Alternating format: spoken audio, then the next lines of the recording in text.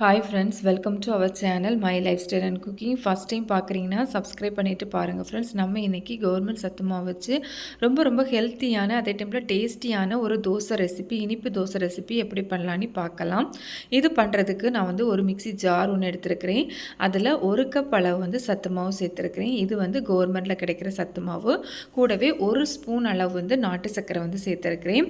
நீங்கள் நாட்டு சர்க்கரைக்கு பதிலாக சுகர் வேணாலும் சேர்த்துக்கலாம், ஒயிட் சுகர் வேணாலும் சேர்த்துக்கலாம். கூடவே ஒரு பிஞ்ச் சால்ட் சேர்க்கும்போது நமக்கு அந்த ஸ்வீட் நல்லா பேலன்ஸ் ஆகும். கூடவே ஒரு 1/4 டீஸ்பூன் ஏலக்காய் பவுடர் சேர்த்துக்கலாம். ஏலக்காய் பவுடர் இல்லை அப்படின்னா ஒரு 2 ஏலக்காய் சேர்த்து அரைச்சி எடுத்துக்கோங்க. இப்போ இது கூடவே நம்ம ஒரு 3/4 கப் அளவு தண்ணி சேர்த்துக்கலாம். நம்ம எந்த கப்பில் சத்து மாவு எடுத்தோமோ அதே கப்பில் ஒரு 3/4 கப் அளவு தண்ணி சேர்த்துக்கோங்க.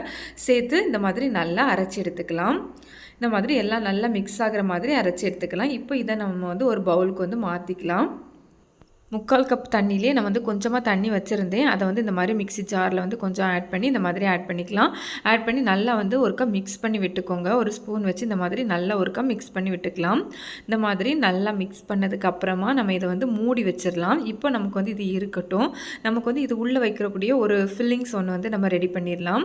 இது ஃபில்லிங்ஸோடு சேர்த்து சாப்பிடும்போது சூப்பர் டேஸ்ட்டாக இருக்கும். குழந்தைங்களோட ஒரு ஃபேவரட்டான ஒரு டிஷ்ஷாக இருக்கும் ஃப்ரெண்ட்ஸ். இதுக்காக வேண்டி ஒரு பேனில் ஒரு டீஸ்பூன் நெய் சேர்த்துருக்கிறேன். கூடவே நான் சின்ன நேந்திர பழத்தில் 3 நேந்திர பழம் சேர்த்துருக்கிறேன். நீங்கள் பெருசாக இருந்து அப்படின்னா 1 இல்லை 2 கூட நீங்கள் சேர்த்துக்கலாம். சேர்த்து இந்த மாதிரி நெய்யிலே நல்லா ஒருக்க வதக்கி எடுத்துக்கலாம். நம்ம சேனலே நிறைய சத்து மாவு ரெசிபீஸ் இருக்குது, கவர்மெண்ட் சத்து மாவு ரெசிபீஸ். அதோட லிங்க் எண்டு ஸ்க்ரீனில் அப்புறமா டிஸ்கிரிப்ஷனில் கொடுத்துருக்குறேன். உங்களுக்கு தேவைப்பட்டதுன்னா செக் பண்ணிக்கோங்க. இந்த மாதிரி நல்லா மிக்ஸ் பண்ணதுக்கு அப்புறமா இதில் ஒரு 1/4 கப் அளவு துருவின தேங்காய் சேர்த்துக்கலாம். அதையும் சேர்த்து இந்த மாதிரி நெய்யில் ஒருக்க வதக்கி எடுத்துக்கலாம். இப்போது இது கூடவே ஒரு 2 டேபிள் ஸ்பூன் நாட்டு சர்க்கரை சேர்த்துருக்கிறேன். நமக்கு வாழைப்பழமும் நல்லா ஸ்வீட்டாக இருக்கும். அதனால் 2 டேபிள் ஸ்பூன் ஆட் பண்ணும்போது கரெக்டாக இருக்கும். உங்களுக்கு கூடுதல் ஸ்வீட் வேணும்னா நீங்கள் எக்ஸ்ட்ரா கூட ஆட் பண்ணிக்கலாம். நாட்டு சர்க்கரைக்கு பதிலாக வெல்லம் வேணாலும் நீங்கள் சேர்த்துக்கலாம்.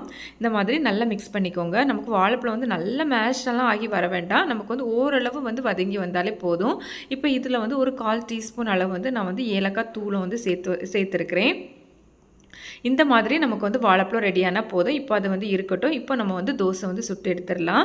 இப்போ பேனில் நான் கொஞ்சம் ஆயில் அப்ளை பண்ணியிருக்கிறேன். நம்ம சுடுறதுக்கு முன்னாடி இந்த மாதிரி நம்ம ஏற்கனவே மாவு மிக்ஸியில் அரைச்சி வச்சுருந்தோம்ல, அதை ஒருக்கா மிக்ஸ் பண்ணிவிட்டு கரண்டி வச்சு மிக்ஸ் பண்ணிவிட்டு இந்த மாதிரி தோசை பேனில் ஆட் பண்ணிக்கோங்க. ஆட் பண்ணி ரொம்ப விரிக்கணும்னு வேண்டாம், ஓரளவு இந்த மாதிரி விரித்து விட்டுக்கோங்க. உங்களுக்கு ஃபில்லிங்ஸ் வேண்டாம் அப்படின்னா சும்மாவே நீங்கள் இதை மாற்றி போட்டோம் நீங்கள் சுட்டு எடுக்கலாம். அதுவும் ரொம்பவே சூப்பரான டேஸ்ட்டாக இருக்கும். இனிப்பு சுவை இல்லாமல் எப்படி தோசை இல்லைனா சப்பாத்திலாம் பண்ணணும்னு ஏற்கனவே ஒரு சப்பாத்தி ரெசிப்பியில் போட்டிருக்கேன். அதோட லிங்க்கும் ப்ளேலிஸ்ட்டில் கொடுத்துருக்குறேன். தேவைப்படுதுன்னா செக் பண்ணிக்கோங்க ஃப்ரெண்ட்ஸ். இப்போது நமக்கு இந்த மாதிரி நல்லா வெந்ததுக்கு அப்புறம் பார்த்தீங்கன்னா தெரியும், நல்ல பபிள்ஸ் வந்திருக்கு, நல்ல சூப்பர் சாஃப்டாக இருக்கும். இந்த மாதிரி நல்லா வெந்ததுக்கு அப்புறமா இந்த மாதிரி ஃபோல்ட் பண்ணி எடுத்துக்கலாம்.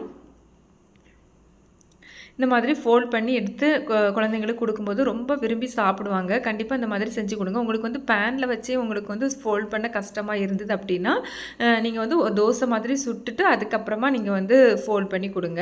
இந்த மாதிரி ஃபோல்ட் பண்ணி வேக வைக்கும்போது அந்த வெல்லம்லாம் நல்லா மெல்ட் ஆகி சாப்பிட்றதுக்கு ரொம்ப சூப்பரான ஒரு டேஸ்ட்டாக இருக்கும்.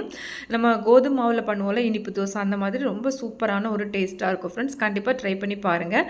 இந்த மாதிரி 2 பக்கமும் நல்லா வெந்ததுக்கு அப்புறமா நம்ம இதை பிளேட்டுக்கு மாற்றிடலாம். இப்போ இதே மாதிரியே எல்லா தோசையும் நம்ம சுட்டு எடுத்துடலாம். நம்ம இந்த தோசை பேட்டர் கூட சோடா, பேக்கிங் சோடா, அப்புறமா கோதுமை மாவு எதுவுமே ஆட் பண்ணலை.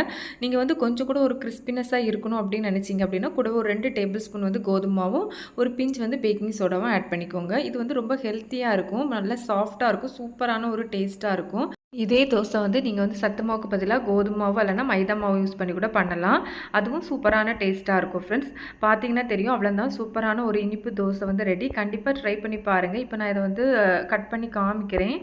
இந்த மாதிரி கட் பண்ணி கொடுத்தீங்கன்னா ரொம்ப இன்ட்ரெஸ்ட்டாக சாப்பிடுவாங்க. நீங்கள் நேந்திர பழம் இல்லை அப்படின்னா நீங்கள் வேறு வாழைப்பழம் கூட நீங்கள் இதில் ஆட் பண்ணிக்கலாம்.